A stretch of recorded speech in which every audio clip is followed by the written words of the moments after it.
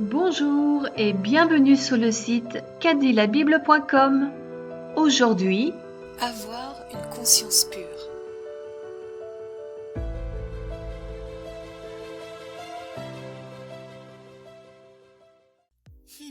Est-ce que la Bible nous dit comment avoir une conscience pure? Regardons ce que l'Épître aux Hébreux nous dit sur le sujet. Avant Jésus, il y avait l'ancienne alliance, celle entre Abraham et Dieu, annonçant le Fils de la promesse et une bénédiction pour toutes les nations.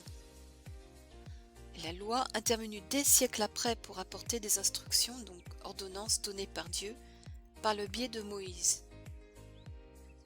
Jean 1, 17 dit « Car la loi a été donnée par Moïse, la grâce et la vérité sont venues par Jésus-Christ. » Donc remarquez que la loi est quelque chose qui a été donné, mais la grâce et la vérité sont venues. Des objets ne peuvent pas venir, c'est Jésus qui est grâce et vérité. Et Jésus a aboli l'ordonnance de la loi en l'accomplissant pour nous afin que nous puissions désormais vivre sous la grâce de Dieu dans notre vie. On le voit dans Matthieu 5, verset 17, Galates 2, verset 24. Hébreux 7, verset 18 à 19 dit « Il y a ainsi abolition d'une ordonnance antérieure à cause de son impuissance et de son inutilité, car la loi n'a rien amené à la perfection, et introduction d'une meilleure espérance par laquelle nous nous approchons de Dieu. » Donc grosso modo, il y avait autrefois la loi et maintenant la nouvelle alliance par Jésus, qui est meilleure. Hébreux 7, 21, car tandis que les Lévites sont devenus sacrificateurs sans serment, Jésus l'est devenu avec serment par celui qui a dit « Le Seigneur a juré et ne se repentira pas, tu es sacrificateur pour toujours selon l'ordre de Melchisédek. » Donc Jésus a une place spéciale parce qu'il a été nommé par Dieu avec un serment, c'est-à-dire une alliance que personne ne peut rompre. Hébreux 7, 24 à 25 dit « Mais lui, donc Jésus, parce qu'il demeure éternellement, possède un sacerdoce qui n'est pas transmissible. C'est aussi pour cela qu'il peut sauver parfaitement ceux qui s'approchent de Dieu par lui, étant toujours vivant pour intercéder en leur faveur. » Donc là, le point soulevé, c'est que Jésus, il ne meurt pas. Et en plus, comme il est parfait, il est toujours à son poste, il est toujours vivant pour intercéder en notre faveur. Donc veuillez noter que c'est aussi pour qu'on s'approche de Dieu, le Père, par lui. Hébreux 7, 28 dit « En effet, la loi établit souverain sacrificateur des hommes sujets à la faiblesse, mais la parole du serment qui a été fait après la loi établit le Fils qui est parfait pour l'éternité. » Donc, Hébreux, on remet une couche. Le souverain que nous avons sous la nouvelle alliance, il n'est pas faible parce qu'il ne va pas pécher. Il a été nommé avec un serment, c'est-à-dire il a été choisi par Dieu pour cette fonction, avec une alliance qui ne peut se rompre, et il est donc parfait pour l'éternité. Hébreux 8, versets 6 à 7 dit « Mais maintenant, il a obtenu un ministère d'autant supérieur qu'il est le médiateur d'une alliance plus excellente qui a été établie sur de meilleures promesses. En effet, si la première avait été sans défaut, il n'aurait pas été question de la remplacer par une seconde. » Donc le livre des Hébreux dit encore que le ministère de Jésus est supérieur que celui de la loi. Si la loi avait été bonne, si elle nous rendait parfaits, il n'aurait pas question d'avoir une nouvelle alliance pour la remplacer. Nous avons donc une alliance supérieure, plus excellente, et en plus basée sur de meilleures promesses. Hébreux 8, 26 à 7 précise de quoi il s'agit dans cette nouvelle alliance. « Mais voici l'alliance que je ferai avec la maison d'Israël après ces jours-là, dit le Seigneur. Je mettrai mes lois dans leur esprit, je les écrirai dans leur cœur, et je serai leur Dieu, et ils seront mon peuple. » Donc c'est comme si vous aviez deux personnes qui entraient dans la pièce.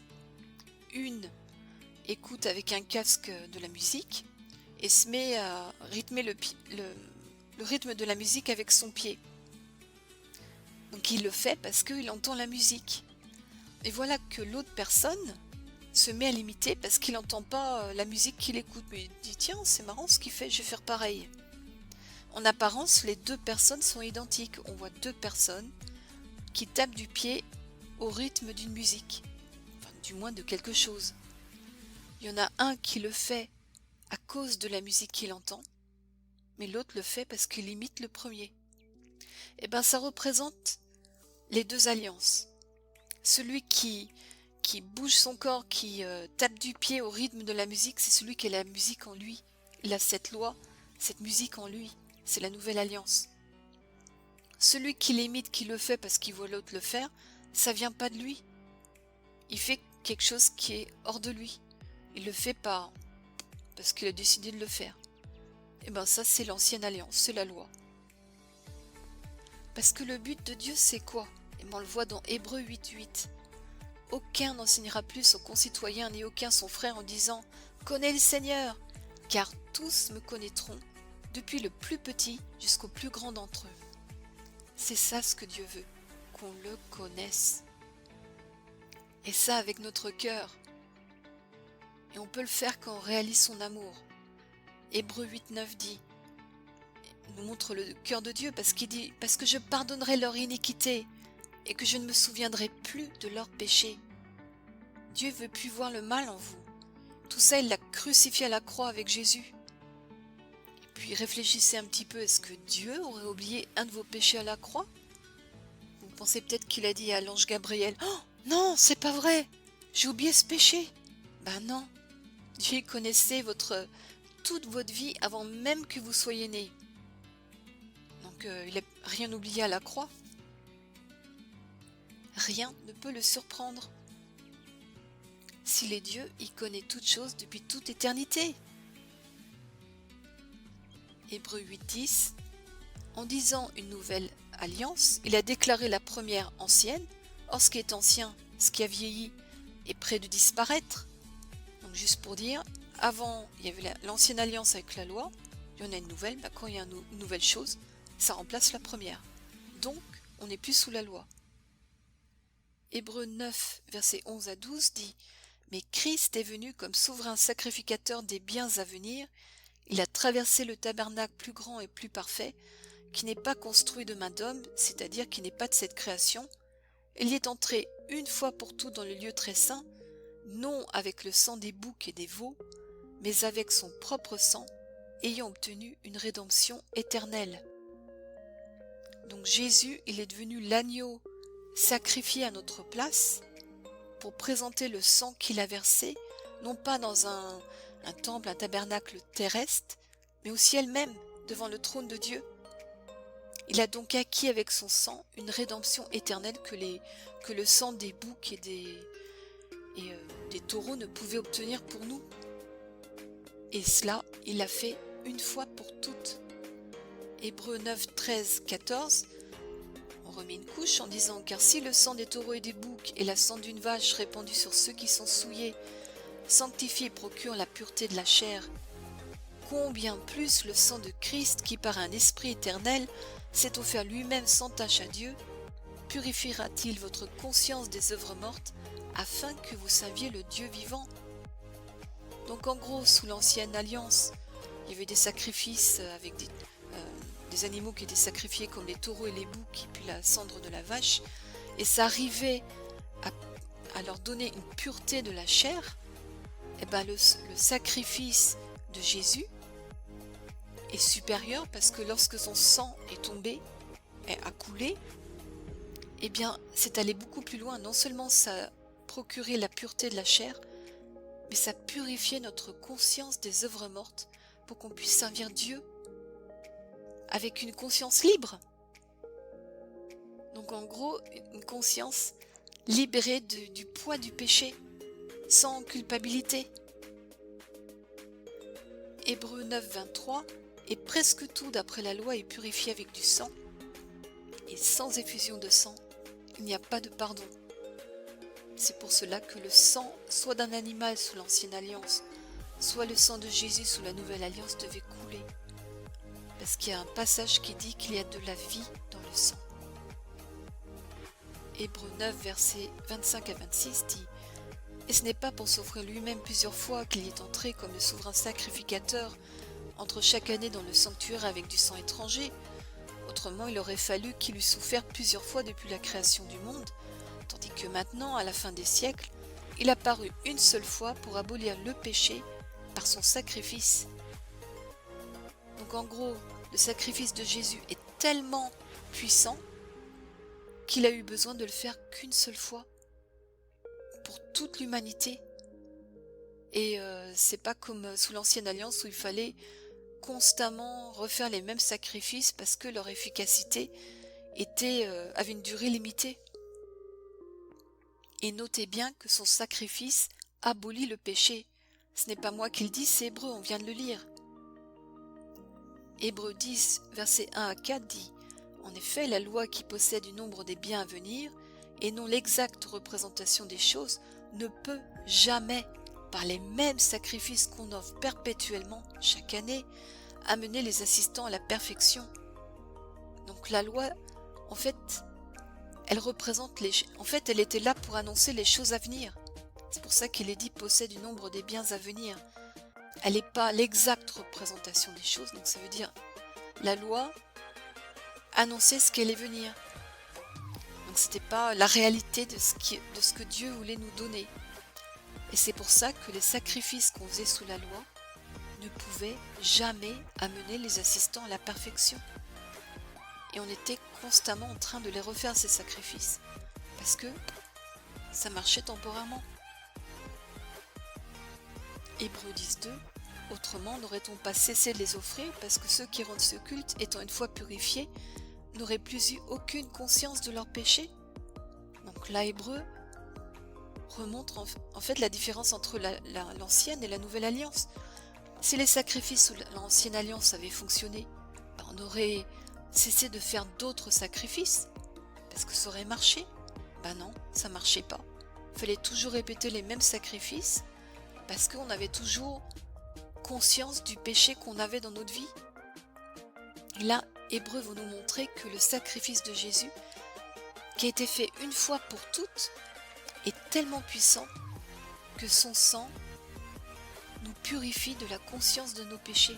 Pourquoi ? Parce que nos péchés sont abolis. Faut le comprendre. Aboli, ça veut dire quoi ? Plus rien. Évanoui. Plus rien. Dieu l'a réglé une fois pour toutes à la croix. Et ça, c'est quelque chose qu'il faut qu'on réalise. Parce qu'encore aujourd'hui, dans l'Église, on enseigne le sacrifice de Jésus comme s'il avait la même puissance qu'un sacrifice sous la loi. Ce qui est très grave. Parce que le livre des Hébreux et d'autres passages nous dit que notre conscience est purifiée par le sang de Jésus, tellement que son sacrifice est supérieur à ce qui était fait sous l'ancienne alliance. Hébreux 10, versets 3 à 4 dit « Mais le souvenir des péchés renouvelés chaque année par ces sacrifices, sous-entendu de l'ancienne alliance. Car il est impossible que le sang des taureaux et des boucs ôte les péchés. » Voilà, encore répété. Le sacrifice des taureaux et des boucs ne peut en aucun cas ôter les péchés. Ça les couvrait. Et c'est pour ça qu'à chaque fois qu'il faisait un sacrifice, le souvenir des péchés revenait au bout d'un moment. Parce qu'on se dit, chic, j'ai fait un sacrifice, ça y est, Dieu m'a pardonné. Puis au bout d'un moment, on rechute, on pêche à nouveau, on fait des bêtises, on se sent sale, on se sent coupable et honteux. Et du coup, il fallait refaire un autre sacrifice. Ça, c'était sous l'ancienne alliance. Il faut donc réaliser que Jésus est venu accomplir une nouvelle alliance qui est différente. Et voici ce que Hébreux 10, versets 7 à 10 explique. C'est Jésus qui parle, donc ça vient aussi d'un psaume de David. « Alors j'ai dit, voici, je viens, dans le rouleau du livre, il est question de moi, pour faire, ô Dieu, ta volonté. » Donc la loi nous empêchait d'accomplir la volonté de Dieu, mais Jésus est venu pour l'accomplir. Le verset suivant le confirme. Hébreux 10, verset 8 dit après avoir dit d'abord « Tu n'as voulu et tu n'as agréé ni sacrifice ni offrande, ni holocauste ni sacrifice pour le péché », donc ce qu'on offre selon la loi. Donc Dieu n'a plus voulu des sacrifices offerts sous la loi, parce que notre mauvaise nature était toujours là, ainsi que nos péchés. Continuons avec le verset 9, il dit ensuite « Voici, je viens pour faire ta volonté ». Il abolit ainsi la première chose pour établir la seconde. Une autre manière de dire que l'ancienne alliance avec la loi, donc la première chose, est remplacée par la seconde, la nouvelle alliance, qui est l'alliance sous la grâce. Verset 10, c'est en vertu de cette volonté que nous sommes sanctifiés par l'offrande du corps de Jésus-Christ une fois pour toutes. Donc Jésus s'est donné, il accomplit la loi, la justice qu'attendait la loi pour nous. Il a été crucifié à notre place une fois pour toutes. Versets 11 à 13. Et tandis que tout sacrificateur fait chaque jour le service et offre souvent les mêmes sacrifices qui ne peuvent jamais ôter les péchés, lui, donc Jésus, après avoir offert un seul sacrifice pour les péchés, s'est assis pour toujours à la droite de Dieu, attendant désormais que ses ennemis soient devenus son marchepied. Verset 14. Car par une seule offrande, il a amené à la perfection pour toujours ceux qui sont sanctifiés. Ce verset est absolument révolutionnaire. Il n'y a plus d'offrande pour le péché. Mais pourquoi ? Parce que vos péchés passés, présents, futurs ont été couverts par le sang de Jésus. Reprenons avec versets 19 et 20.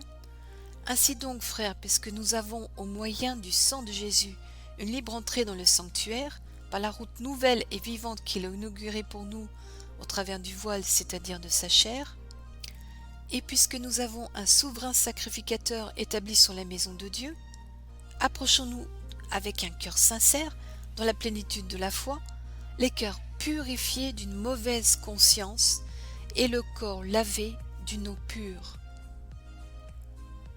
Donc pendant des chapitres, le livre des Hébreux nous a montré la supériorité de la fonction et de la nouvelle alliance de Jésus. Donc il dit, puisque nous avons un tel souverain sacrificateur en Jésus, notre conscience est purifiée des péchés. Hébreux 10, 23. Retenons fermement la profession de notre espérance. Donc retenons fermement ce que cette espérance que Jésus nous donne nous dit. Car celui qui a fait la promesse est fidèle. En fait, lorsque notre conscience est souillée, c'est lorsque nous ne connaissons pas la vérité de la parole. On réagit comme si Dieu ne nous avait pas pardonné, comme si nous étions toujours sous la loi, sous l'ancienne alliance. Il faut vraiment réaliser ce que Jésus a fait pour vous à la croix. Éphésiens 5, 26, afin de la sanctifier par la parole après l'avoir purifiée par le baptême d'eau. C'est la parole qui nous purifie, parce que la parole se base sur ce que Jésus a fait pour nous à la croix. 1 Pierre 1, 22 dit la même chose. Ayant purifié vos âmes en obéissant à la vérité, pour avoir un amour fraternel sincère, aimez-vous ardemment les uns les autres de tout votre cœur. En fait, quand on réalise la vérité qu'il y a dans la parole, eh bien notre âme est purifiée, notre conscience est purifiée. Et à ce moment-là, on agit par rapport à cette pureté de cœur. Et on peut aimer. C'est ce que Jésus a dit à ses disciples. Jean 15, 3. Déjà vous êtes purs à cause de la parole que je vous ai annoncée. Si votre conscience est souillée, cherchez la vérité dans la parole et demandez pardon à Dieu. 1 Timothée 1,5 dit le but du commandement, c'est une charité, c'est-à-dire un amour venant d'un cœur pur, d'une bonne conscience et d'une foi sincère. Dieu ne vous demande pas l'impossible. Cette conscience, il vous la donne et vous l'obtenez pure lorsque vous réalisez ce que Jésus a fait pour vous. Car tous vos péchés, passés, présents, futurs, ont été mis à la croix.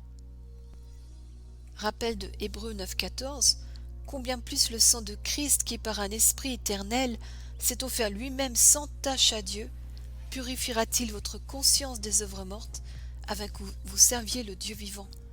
Qui c'est là qui purifie la conscience des œuvres mortes?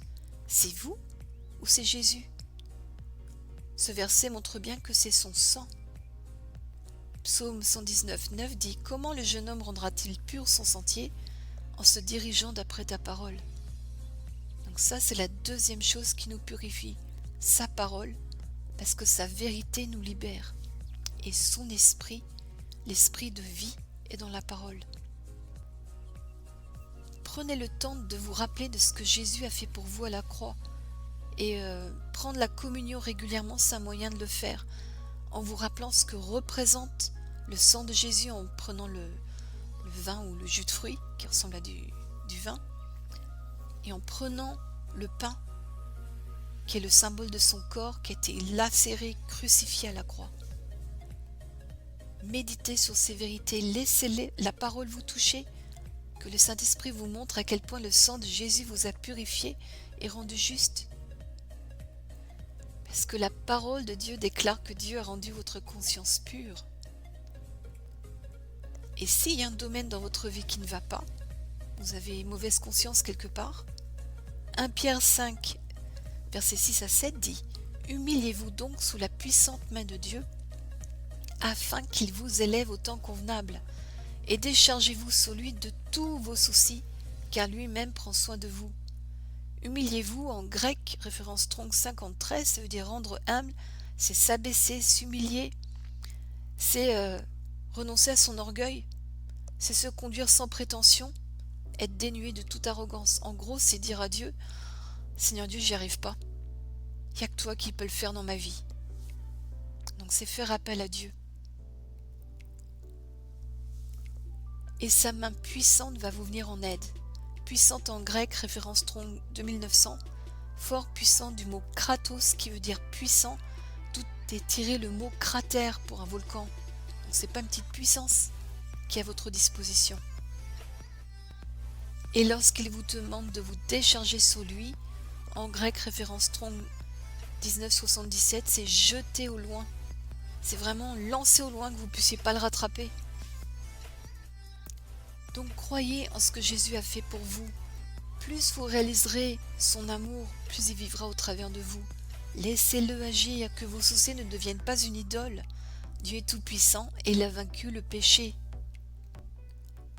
Et si vous n'arrivez pas encore à le concevoir, eh bien Dieu vous aime. Faites la prière dans Éphésiens 1, 17-19.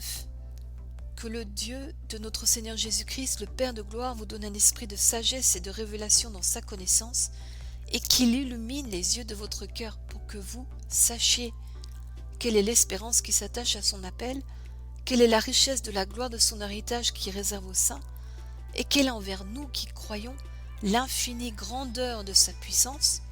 Rappelez-vous de Kratos, la puissance d'un volcan, se manifestant avec efficacité par la vertu de sa force. C'est lui qui vit en vous. C'est lui votre musique dans votre cœur. Et c'est ça la nouvelle alliance.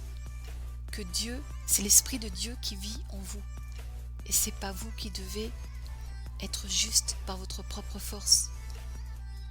Méditez sur son amour. Lisez Romains 5 à 8. Et je mettrai à disposition une vidéo sur différentes traductions de Romains 8. Nous vous remercions pour votre écoute et nous espérons vous retrouver sur notre site cadilabible.com.